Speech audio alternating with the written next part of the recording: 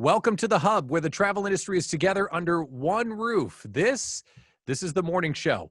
Hard-hitting, fast-moving, 30 minutes, big burst of positivity into your social media feed to pick you up and help you on that path to prosperity. I'm Pat Miller, the co-host of The Hub and the host of this morning show. My partner, Tom Brousseau, will come on in just a minute and catch us up on all things Hub. But on today's conversation, we are going to have some fun, and we are going to take a very nice little trip out to Hawaii. And we want to hear your questions and comments as we move on. So if you're on the call today, drop into the chat when you have something that you would like to ask our featured guest, Robyn Basso, Senior Director, Travel Industry Partnerships for the Hawaii Visitors and Conventions Bureau. We're going to say hello to her in just 1 minute. But first, let's talk to the man behind the Hub, my partner, Tom Brousseau. Tom, good morning. How are you? What's happening? Hey, good morning, Pat. It's a great day on the Hub. We're so excited for Robyn Basso and what's happening in Hawaii. Over the past month or so, we've had some really awesome guests on the morning show, and that is definitely taking it up a notch today with Robyn. So that is awesome. Can't wait to hear all of the updates from what's happening in Hawaii. And then on the Hub, we have lots of great stuff cooking.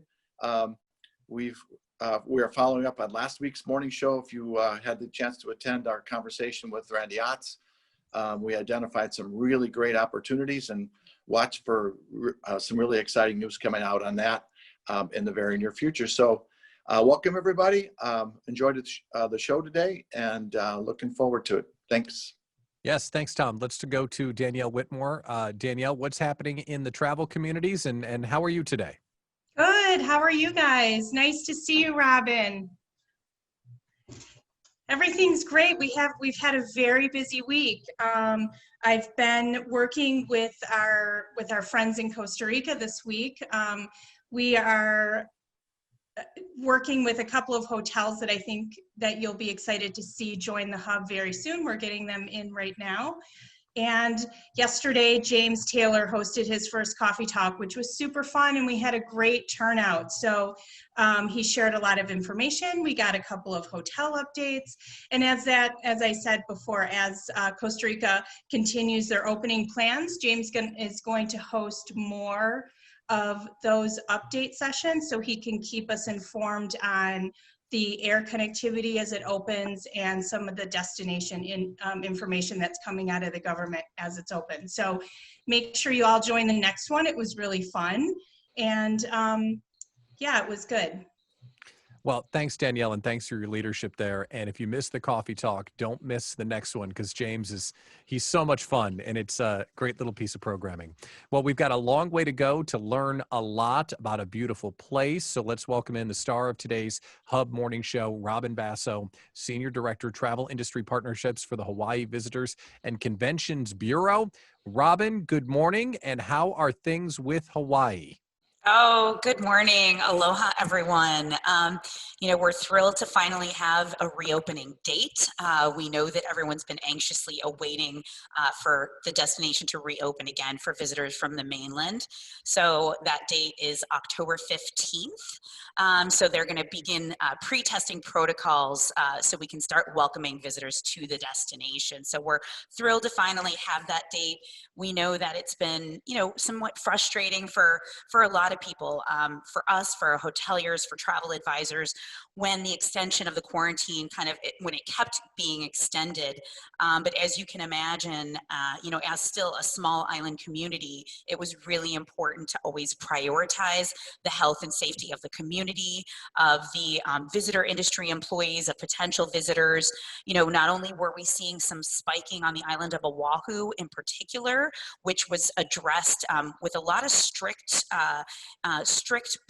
protocols and processes in the last couple of weeks, as well as some additional testing. So they wanted to really pinpoint what was happening there, because the neighbor islands, Maui, Kauai, and the island of Hawaii, weren't seeing those same issues.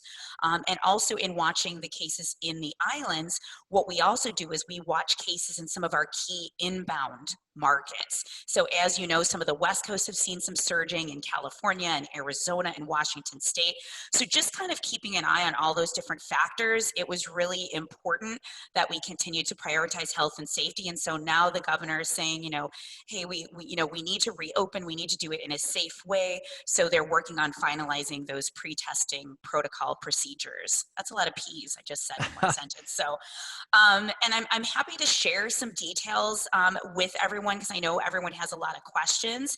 And the best thing to really do, our gohawaii.com website, we're constantly updating that information in regards to the pre-testing protocols, in regards to the current quarantine and the Safe Travels program, which we just launched. So I'm going to share some information here. Keep in mind, this is accurate as of today. As 2020, we all know, is asterisk subject to change.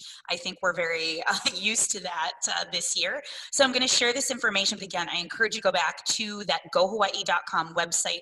The special alerts link right at the top is going to give you all the up-to-date information. So I'm going to share my screen for a second here. While you're sharing your screen, Robyn, let me follow up with a quick question. It's so nice to have a date on the calendar. Can you talk a little bit about the reopening requirements and the game plan? Is that inside your presentation here? Yes, it is. It is. So basically, kind of leading up to the reopening, again, it was prioritizing health and safety. So it was really about, the implementation of the 14-day mandatory quarantine, contact tracing, and then, of course, the pre-testing protocols. And what a lot of people don't realize is that through this entire process, our entire team at Hawaii Visitors and Convention Bureau, our island chapters, and even the Hawaii Tourism Authority were charged with transitioning to an outbound call center. So we were literally making calls to visitors as they were arriving, tracking, tracing them through the quarantine, making sure they were complying. So it was, it's been quite an eventful few months, but it was really our role to help, and again, help to ensure the safety, of the community and of course of the visitors as well. So a couple of updates as we get to reopening. So as I mentioned, we were doing those outbound calls, and then September 1st, the Department of Transportation implemented the Safe Travels program. So essentially it is an app, and that's going to require travelers coming in to complete a mandatory travel and health questionnaire. So the link is there, and again, I can also send it afterwards, and we can share it with everybody. So they need to update that information, enter that information no more than 24 hours prior to departure. So currently right now, as we sit here today, any clients arriving before October 15th are still subject to the mandatory 14-day quarantine. And I do want to clarify, because some people ask questions with regards to the length.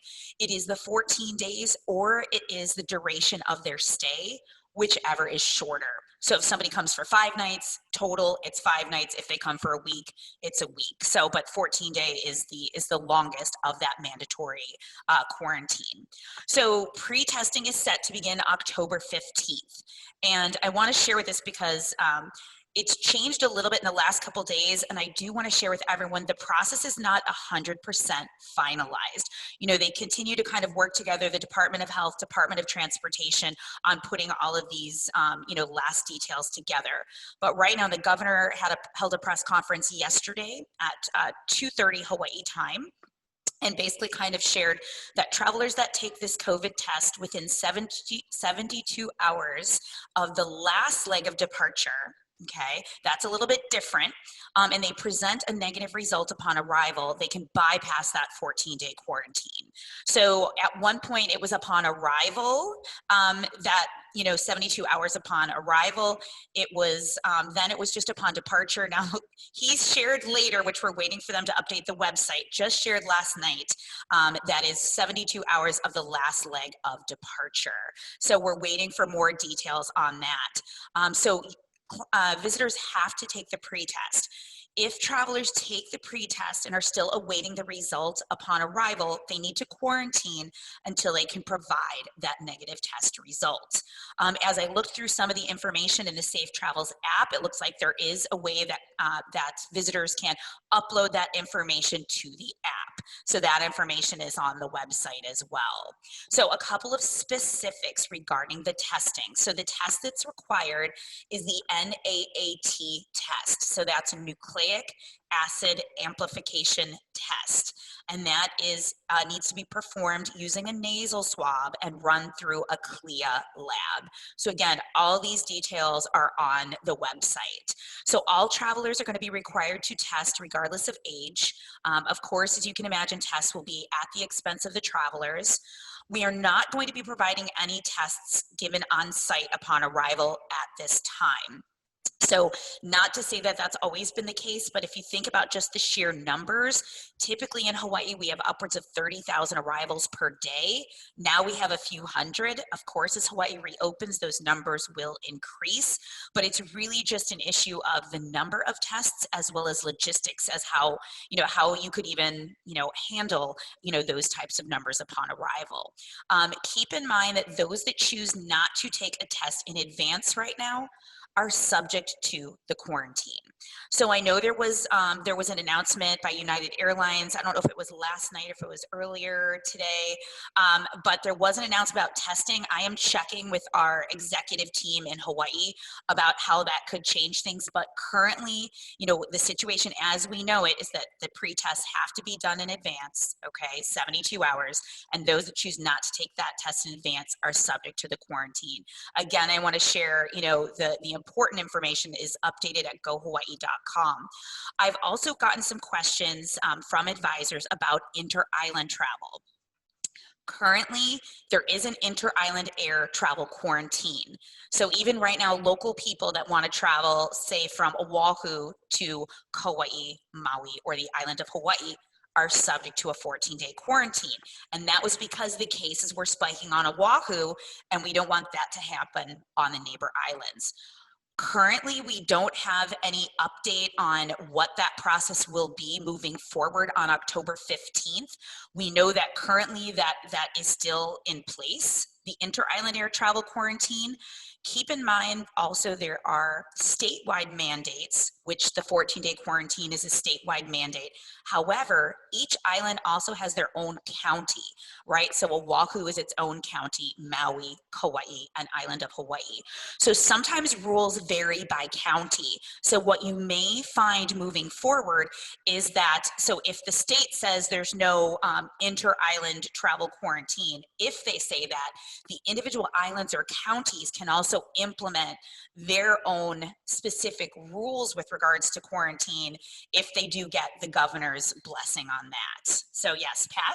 Let me ask a follow-up question. So you're updating this stuff on the website, gohawaii.com, but the actual transaction of the test that is negative would be happening through the app. Is that correct? That's how, from my understanding, that is how the visitors will be uploading and sharing their test results. Okay. That's Yes. very helpful. And if someone has that negative test within 72 hours of their last departure, they would be able to go about and enjoy their Hawaiian vacation, provided they're following the county and state guidelines. They won't have to sit in a hotel room for 14 days. Exactly right. So it does allow them to, enjoy Hawaii. What I will say to everyone, just, it's about setting expectations. October 15th is the reopening date, but it's not going to be like, bam, everything is just going to be open. You're going to see a gradual reopening. Even hotels, we've got some hotels that are open, some that'll open, November 1st, some that'll open December 1st, because obviously we're going to be looking at low occupancies, right out of the gate. So it doesn't make sense for everything to be open at once and everybody's sitting at very low occupancies. Also, same thing with activities and attractions. I'll give you an example. Say the Polynesian Cultural Center on Oahu, which is of course an iconic experience. They're now closed through the rest of the year. They're working on implementing, social distancing, safety, sanitization protocols. So again, I encourage you to keep coming back to the site to, get, a true accurate picture of what's open, what's closed. Hotels also, as they open, maybe every amenity might not be open right out of the gate. Maybe they won't be able to open all their restaurants, maybe the pool, maybe the fitness center. So it's going to be a gradual phased reopening. So, I just say that to set expectations when you have clients coming. If you give Hawaii a little bit of time, then your clients are going to have access to more of, everything that Hawaii has to offer. So that's just kind of my way to set expectations about what the destination experience may look like. And it's very, very helpful. Thank you for sharing this. I know you've got Sure. some campaigns that you're excited about that you want to share with us today. Which one would you like to tell us about first? Yeah, exactly. So a couple of things I wanted to share with you guys is, when we talk about, kind of Hawaii as a destination, I just want to share a couple of things really quickly. So when clients are looking for post-COVID travel, we're very fortunate to, of course, be part of the U.S., right? And have that ease, convenience, comfort level of U.S. destination, but of course, the rich culture and exotic appeal of a South Pacific destination. Still one of the highest visitor satisfaction rates out there. And as you can imagine, the interest in domestic travel is obviously, been really rising in the last couple of months. A June MMGY travel market report study saw a 110% increase in domestic destinations. And as we look at other places around that are closed, a lot of people don't see Hawaii as a competitor to, say, someone maybe like Europe. But when I'm talking to advisors in New York, in a lot of ways it is, in terms of the distance that you have to travel, still the culture that is provided. So, we're fortunate to be in a very unique position to have the best of all worlds in terms of the U.S., convenience, comfort, health system, and then that exotic culture as well. So when we think about also, what Hawaii offers clients, what they might be looking at post-COVID, you talk about some of the things that are really on people's minds. And Hawaii, of course, has always had this gorgeous natural environment, beautiful waterfalls and freshwater pools, amazing fresh air and blue skies.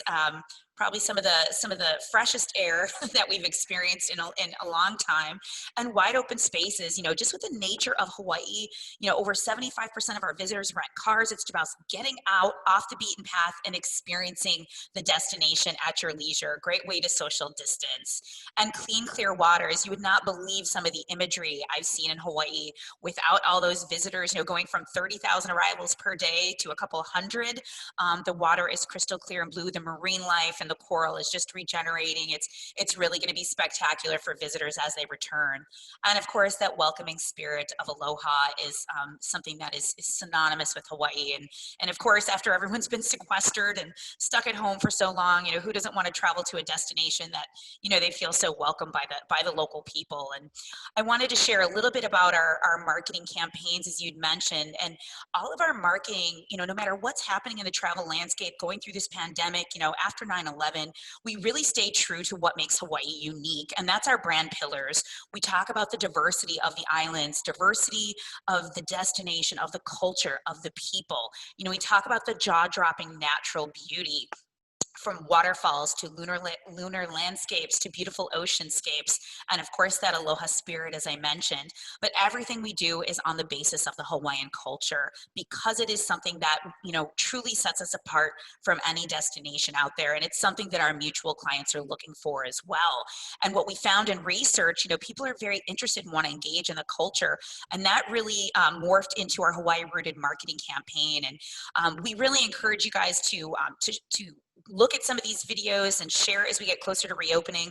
It features local ambassadors of Hawaii, and they're incredible people, and they're storytellers, and they share their unique perspective as local people of Hawaii on things that we think we know a lot about, hula or surfing or the Polynesian art of navigation, and they really sell it from a very unique perspective.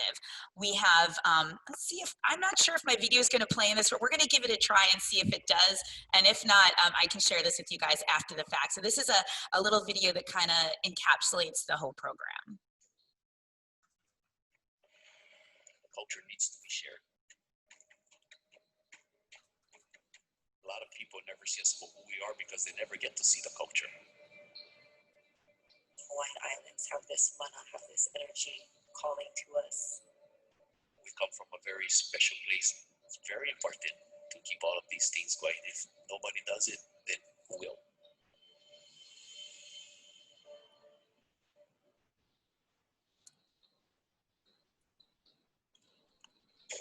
Oops, sorry.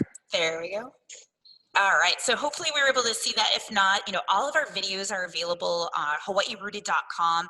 It'll take you right to our YouTube channel, and you can share from our channel through yours. And I'll tell you that advisors that have shared these videos on their social channels previously got really incredible engagement. It's so much more compelling to just Hawaii from 1799. It really kind of tells these unique stories about things that people think they know a lot about. And I think it really showcases the expertise of the travel advisor as well. And that's the perfect type of thing that we can put up inside the hub so our agents can have their hands on them to share that unique story of Hawaii. So let's talk for a second about the campaign of tourism, the Kuleana, and what's going on with that and how important that concept is. Can you talk about that for a little bit?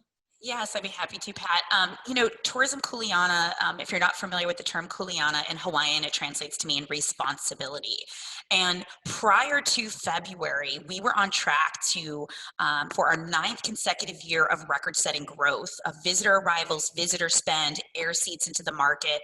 So we were getting to really the threshold. Hawaii can only accommodate a certain amount of visitors. So as we started to get there, we had to take a step back and pause and say, we not only need to focus on the visitor experience and exceeding visitor expectations, we need to look at resident sentiment and how all of these visitors are, affecting the residents, day-to-day life. So we really took on, that kuleana, that responsibility as the destination marketing organization to say, we need to make sure that Hawaii stays amazing and as pure and beautiful as it is for generations to come. And then when visitors come to Hawaii, they leave it better than when they found it. And so, we've worked with, some of our local ambassadors kind of share these stories. And we as the marketing organization feel like, we can help expose visitors to the right kind of people, experiences, activities to really, have them understand like locals, not necessarily live like a local, but understand like a local, why it's important to travel responsibly, sustainably, and safely. So, we feel this is a story that is best shared by the people of Hawaii because they can share it from their unique local perspective. A couple of the elements of this campaign is, say, preserving natural resources. We have beautiful videos that feature incredible, ocean views, and it's all talking about using reef-safe sunscreen to really protect the marine life and the coral. Or when you're hiking, right, it's the importance of staying on the path to protect the local flora and fauna. And perpetuating culture, again, it's something that's so important to Hawaii. And, it's something that our partners, our hoteliers, our activity partners do such a great job at incorporating. Some of them have, Hawaiian cultural practitioners on staff. So they really share these incredible, engaging, and meaningful experiences with visitors. So the visitors come back, with a richer overall experience and appreciation. And then again, this is a way to keep perpetuating the culture. So we do have some beautiful videos here that are on our YouTube channel, youtube.com/GoHawaii. And a little teaser, I couldn't share it today, but we have one coming out with our reopening that is amazing, that talks all about, our excitement about welcoming new visitors and how people can come and travel safely and sustainably. So we'll make sure as soon as we're able to share that one, we'll get that on the hub for you guys because it's really beautifully done. And if you guys as our advisors or ambassadors can share that, you'll help us as well, continue to make sure people can experience Hawaii safely and responsibly. If we have clients that are interested in ecotourism, is this tourism kuleana a way that we could express that to them? And are there ways that they can literally get their hands dirty to help the environment of Hawaii while they're on their vacation? Definitely. We're actually working on a brand new program, and we don't have all of the details yet, but we're working on there definitely already are some voluntourism and opportunities where people can come and clean up a fish pond or, help the locals with certain things. And then we do have some tour operators in Hawaii that work on those, but we're also working on a new program where, we're aligning visitors and residents kind of working side by side in some type of voluntourism give back opportunity. And what that really will help is the visitors will be obviously doing something positive for the destination, and they're going to be able to share that with a hashtag. The residents see the visitors doing things positive for the destination, which increases resident sentiment. And then with the sharing of this, it's going to encourage more and more people when they come to Hawaii to do things to have a positive impact on the destination. So that's just in the works right now. So I'll be ready to share more information on that at a later date, but it's definitely definitely something that we're working closely on right now. And that sounds like it's so aligned with why someone would choose Hawaii over other destinations. If you have questions for Robyn, drop it into the chat and we'll get it into the conversation. But Robyn, we're running out of time. I know we want to talk about agent sales, marketing, some training resources, and answer a few questions. So what can you tell us about how you're helping agents understand the destination better? We'll make it quick. So really, most importantly, people are sometimes like, how do I work with the tourism board? We're really here to provide you with destination information, sales and marketing resources, and education and training. And the best tool I can tell you guys is the agent website, agentswithanas.gohawaii.com. This is your one-stop shop for statewide and individual island information. If you haven't set up a profile yet, it'll take you under 5 minutes and you can access all the great tools. Of course, we've got all of our pre-testing and COVID updates here, as well as ongoing updates from our PR agency about, hotel renovations, air service, as well as activities and festivals and events. We have monthly e-newsletters that you can opt in from a statewide and individual island level that'll give you those continued updates. We have wonderful cultural resources. If you're doing any marketing, we want to make sure that you're representing Hawaii appropriately. We have our Ma'e Ma'e Hawaiian Cultural Toolkit, as well as our Hawaiian Language Audio Dictionary. So you can dazzle your friends with the state fish. So Pat, if you don't know that one, it's the Umu Umu Nuku Nuku Apua'a. So that just rolls off the tongue. So if you can pronounce that, you can sell anyone on Hawaii for sure. Sales and marketing resources, of course, we have print materials that you can order. We have downloadable statewide individual planners. We have itinerary maps that have the drive times, key attractions, even a customizable field. You can share your own itinerary suggestions. It's great. We have thousands of images in our marketing gallery. Our Kuleana videos are in our marketing gallery as well. So that's a great place. You can search by island or by keyword. We also have top 10 itineraries by client type, by islands. If you're looking for romance, family, outdoor active adventure, will give you the top things to do all on all the islands, as well as our festivals and events listing. You can find out what's happening locally in destination on any of the islands. Our training programs are wonderful. I really encourage you to get certified. There's going to be so much pent-up demand. We have 6 online certifications. We make it easy, mobile compatible, audio narrated, segmented into nice short modules so you can log in and out at your convenience. And we do have a test out option for certification 1 for those of you that are seasoned sellers of Hawaii. So a lot of great benefits in addition to the knowledge. Consumer referrals from our consumer site. We do ongoing webinars. You can use our destination specialist badge in your marketing. You can apply for our in-destination FAMs. Hopefully we'll be able to launch those again next year. Obviously we've been on pause for those for 2020 as of yet. And we do offer continuing education credits with the Travel Institute. Once you complete all 6 certifications, you can access our Iniloa, which means Explore Hawaii, basically a self-guided FAM organizer. So when you're heading to Hawaii on your own, you can have access to discounts on accommodations, transportation, and activities. That's a year-round program. Blackout dates apply, of course, as always. So our team is lean. As Pat mentioned, Tom, I'm Robyn. I'm based in Chicago. I oversee our U.S. travel industry team. Kainoa is our cultural expert in Honolulu. Christina is my Western Regional Director in Seattle. Alex on the top is my Eastern Regional Director. She's in New York. She covers Midwest and East Coast. Our island chapters are on the bottom there. What I'll do is I'll make sure to get out a flyer we can put in the hub that has the whole team's contact information, the agent site, as well as the Go Hawaii site to make sure that you guys are updated on everything. I've got my email right here. If anyone wanted to reach out, I'm more than happy to answer any questions. So, whew. Wow. Robyn, I mean, this is some best in class stuff. It's so impressive. The stuff is so beautiful. Thank you for sharing everything you did. We do have a few questions. Randy was wondering, he shared that United Airlines is going to do some COVID-19 rapid tests on the flights out of San Francisco at the San Francisco airport. Will those be acceptable for Hawaii?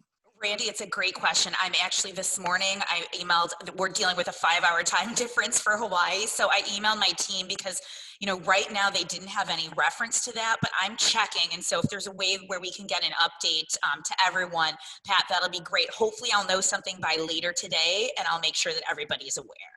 That's great to hear. Thank you for that. Another follow-up, Tom Carnes is doing a radio show this afternoon, wants to talk about Hawaii, and he was curious about something he heard about partnering with CVS. Do you have any information on that? Oh, yes. Thank you. I forgot because that wasn't in my slide. So, yes. So the 2 Test providers currently that we're partnering with is CVS and is Kaiser Permanente, that's a Hawaii-based company.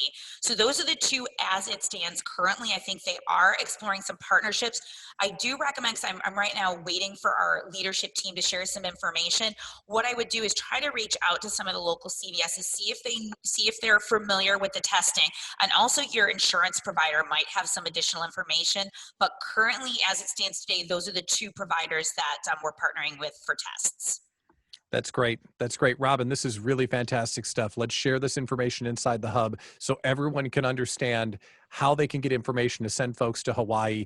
And so all the other suppliers can be jealous because your stuff looks fantastic. So congratulations on sharing great information. We really appreciate it. And that's how the morning show is supposed to go. Bring out an expert, hear everything that they've got going on, inform the community, and make sure that we are all better off because of it. So thank you so much for taking time today to come on the hub, share what you have, and that wraps the morning show for Thursday, the 24th of September. Fast, fun, positive, informative. That's what we're here for. So I think I'm going to say aloha, and thanks for coming to the hub. Aloha. Thanks, everyone. Take care.